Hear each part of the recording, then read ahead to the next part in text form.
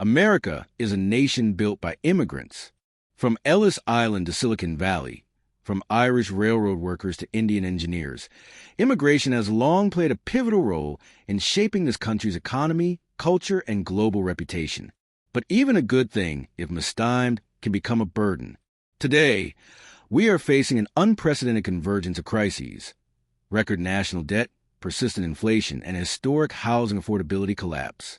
Under these conditions, it is time we seriously consider a temporary halt to all immigration, including legal immigration, until our internal economic house is in order.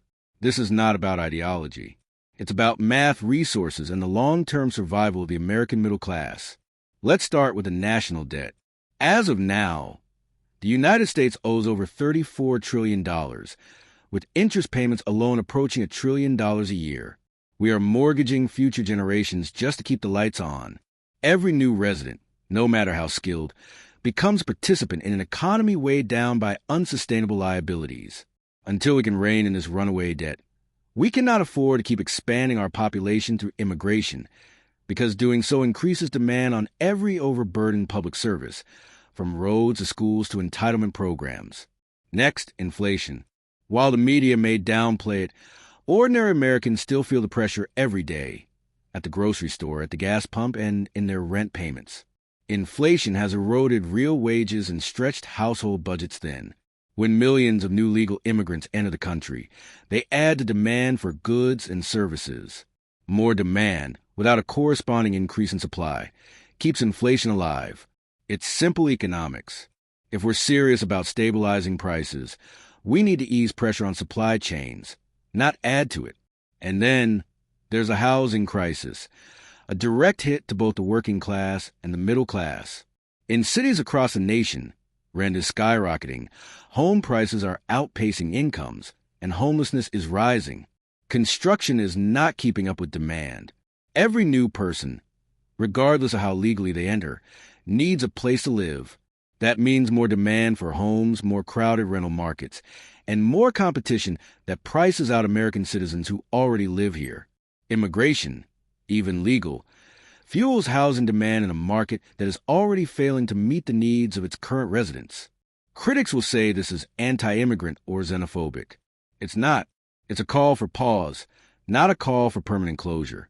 This is about triage. When a ship is taking on water, you plug the holes before inviting more passengers on board. It's also about protecting the very people immigrants hope to join. Working-class Americans, immigrant included, are hurt the most by these economic conditions. When the cost of living rises and wages stagnate, it's not the elite who suffer. It's the waitress, the teacher, the truck driver, the new college graduate drowning in student loans. Flooding an unstable economy with more people, no matter how hardworking or well-intentioned, only spreads resources thinner and makes recovery harder. We must also acknowledge the reality of job competition. In many industries, from tech to trade labor, legal immigrants do compete with native-born citizens for employment.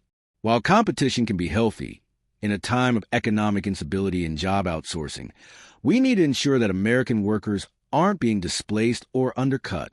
And then there are public services. Healthcare systems are already overloaded.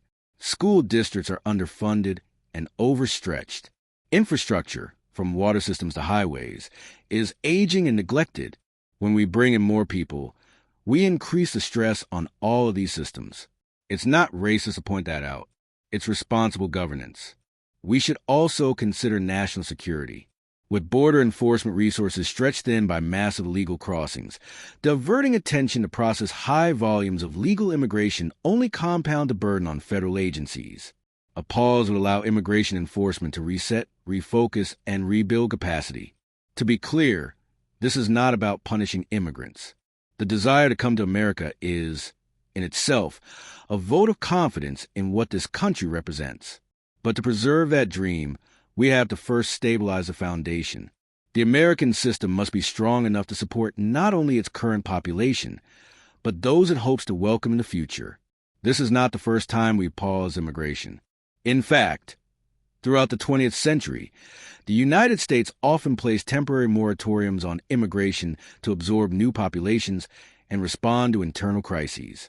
The Immigration Act of 1924, for example, drastically slowed immigration for decades, allowing American society to stabilize and integrate millions who had already arrived. It wasn't driven by hate. It was driven by practicality. Today, we face a similar crossroads. If we want to protect the American dream for future immigrants, we must ensure it survives so the Americans already here. Some will argue that immigration is needed to support economic growth. But what kind of growth are we pursuing if it's built on a collapsing foundation? Growth that raises GDP while millions are priced out of home ownership and buried in credit card debt is not progress. It's economic illusion. Others will say that immigrants are essential to fill labor shortages. But that line of thinking begs a question. Why are we creating an economy that only functions if we constantly import new workers? That's not self-sustaining. It's a treadmill to nowhere. Instead, we should be investing in American workers, raising wages, and incentivizing long-term stability over short-term band-aids. The answer isn't to close America's doors forever. The answer is to recognize when a house is on fire and stop inviting people in until we put out the flames.